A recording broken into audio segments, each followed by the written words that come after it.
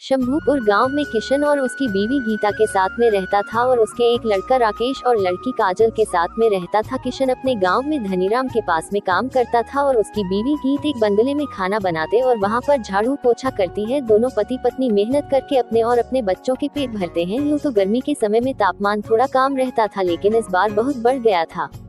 गांव के सभी लोग एक साथ मिलकर रहते थे, लेकिन उसमें से एक लड़का बोलता है, अरे आज तो बहुत गर्मी है, आज तो शंभूपुर लोगों को बाहर निकलने में तकलीफ होती है। इतनी जोर से गर्मी पड़ रही थी, दिन युवा रात गर्मी इतनी जोर से बढ़ रही थी।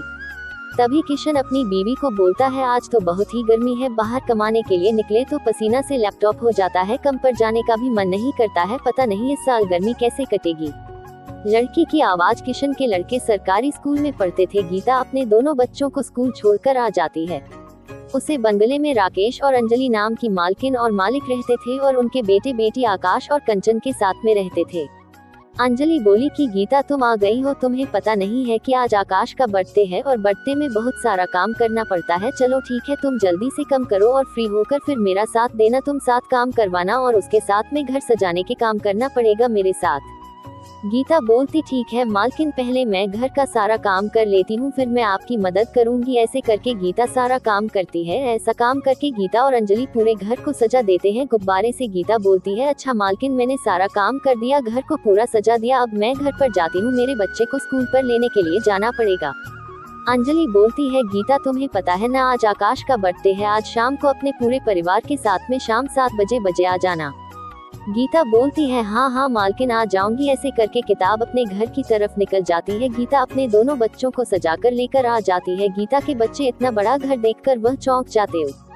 तभी काजल बोलती है, किशन को बोलता है, अरे किशन देख, यहाँ पर कितनी ठंडी है और बाहर कितनी गर्म हो रही है, और यहाँ पर भी गर्मी तो बिल्कुल भी नहीं लग रही है, यहाँ पर तो सर्दी लग रही है। और तभी वहाँ पर मालकिन का लड़का आकाश आ जाता है और आकाश बोलता है, अरे काजल सुनो, तुम यहाँ पर सर्दी इसलिए लग रही है क्योंकि हमारे हर कमरे में ऐसी लगी हुई है, इसलिए यहाँ पर ठंड लग रही है और बाहर गर्मी हो रही है।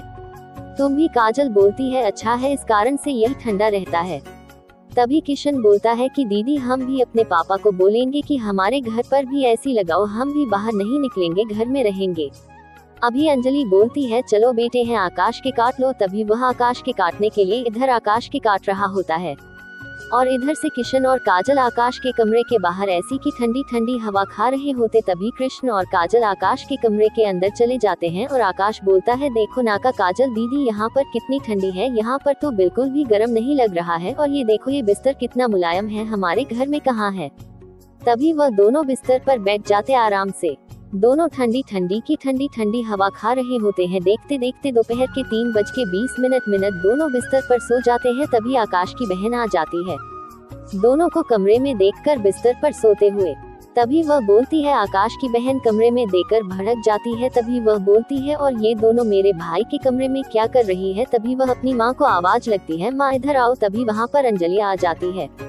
तभी अंजलि बोलती है, अरे गीता जल्दी इधर आओ, ये देखो तुम्हारे दोनों बच्चे क्या कर रहे हैं, मेरे बेटे के कमरे में सो रहे हैं।